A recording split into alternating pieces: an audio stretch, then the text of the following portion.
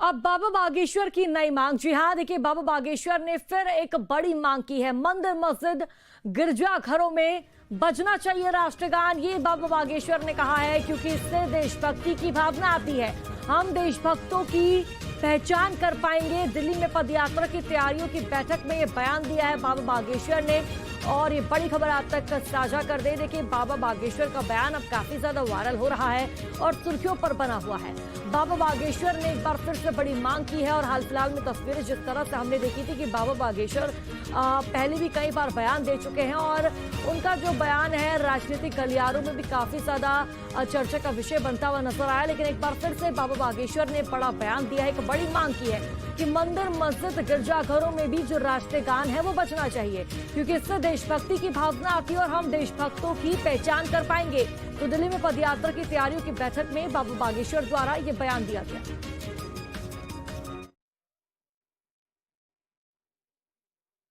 देश थोड़ा खतरनाक है, कई लोगों को मिर्ची लगी, पर लगे, हमको टेंशन नहीं। मंदिरों में, मस्जिदों में, गिरजाघरों में राष्ट्रीय गान बजाया।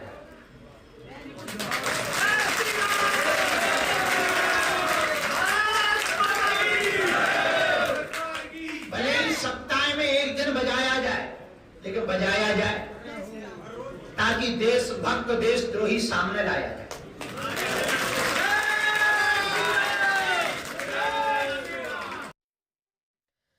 और जब जानकारी साझा करेंगे संवाददाता राधेश्याम सोनी हमारे साथ लाइव जुड़ चुके हैं। राधेश्याम, बाबा बागेश्वर ने एक बार फिर से बड़ा बयान दिया है और मांग करते हुए उन्होंने इस बार ये कहा है कि मंदिर, मस्जिदों में भी राष्ट्रीय गान बजना चाहिए जिससे देशभक्तों की पहचान हो सके। इस बयान के क्या मायने? जी बिल्कुल, मैं बता दूं आपको, बाबा बागेश्वर सनातन को बचाने के लिए यात्राएं निकाल रहे हैं। पहली यात्रा उन्होंने बागेश्वर धाम से ओरछा तक निकाली थी।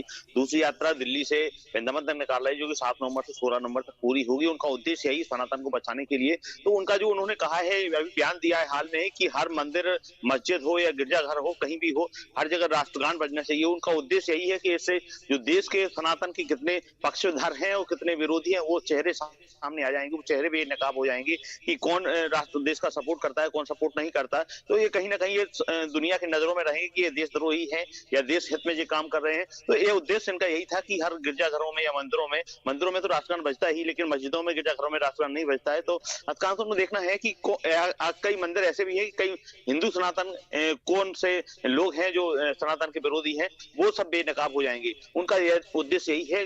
हालांकि दिल्ली में एक कथा चल रही, कथा के दौरान संत समागम था और तो उस दौरान इन्होंने बयान दिया है।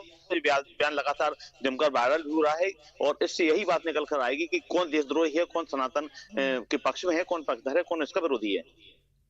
बिल्कुल राधेश्याम, लेकिन क्या राधेश्याम, इस बयान के बाद किसी की भी जो प्रतिक्रिया है वो अब तक सामने आई है? किसी भी समुदाय द्वारा, किसी भी व्यक्ति विशेष द्वारा कोई प्रतिक्रिया?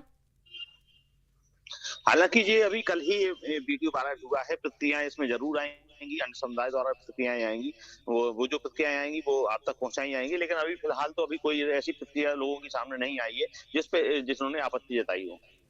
बिल्कुल राधेश्याम, लेकिन यहाँ पर ये भी हम तस्वीरों में देख रहे हैं कि जब बाबा बागेश्वर ये बयान दे रहे हैं कि गिरजाघरों में, मंदिरों में, मस्जिदों में पता लग सकेगा कि देशभक्त कौन है जब राष्ट्रीय गान बजेगा, तो लोग भी कहीं ना कहीं भारी तादाद में उनका समर्थन करते हुए नजर आए। राधेश्याम जी बिल्कुल, जो सनातन पक्षधर हैं वो बाबा का लगातार समर्थन कर रहे हैं। आप देखिए कि जब बाबा यात्रा निकालते सनातन को ये करने के लिए, तो लाखों की संख्या में भक्त उनके साथ चलते हैं। जो छतरपुर बागेश्वर धाम से ओरछा तक उन्होंने यात्रा निकाली थी, उसमें लाखों की संख्या में भक्त थे। अभी जो दूसरी यात्रा निकालने वाले हैं 7 नवंबर से 16 नवंबर तक, जो दिल्ली से मतलब वृंदावन तक जाएगी, तो उसमें भी लाखों की संख्या में भक्तगण इकट्ठे होंगे। उसी की चर्चाएं जो दिल्ली में बैठकर वो कर रहे हैं, व्यवस्थाएं बना रहे हैं। उनका कहना है कि हम जाति में नहीं, जाति खत्म करने की बात नहीं कर रहे हैं कि आप जाति खत्म कर दो। उनका कहना है कि जाति का जो अभिमान है वो खत्म कर दो और सनातन की राह पर चलो, हिंदू संगठित हो जाओ। क्योंकि वो देख रहे हैं कि कहीं ना कहीं जिस प्रकार से हिंदुओं के ऊपर अत्याचार हो रहे हैं, जिस प्रकार से जुल्म ढाए जा रहे हैं, तो कहीं ना कहीं हिंदू सनातन खतरे में है। उसको बचाने के लिए लगातार प्रयास कर रहे हैं, वो यात्रा निकाल रहे हैं।